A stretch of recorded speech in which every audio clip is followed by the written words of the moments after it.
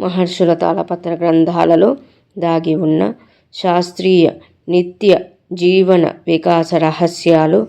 తాళపత్ర నిధి డే 162. దేవునికి హారతిని ఇచ్చేటప్పుడు గంట ఎందుకు కొడతారు? దేవాలయాల్లో గంటను అనేకసార్లు అనగా నైవేద్యము పెట్టేటప్పుడు, మేలుకొలుపు పాడేటప్పుడు, ఆలయం మూసేటప్పుడు, హారతినిచ్చేటప్పుడు గంట కొడతారు.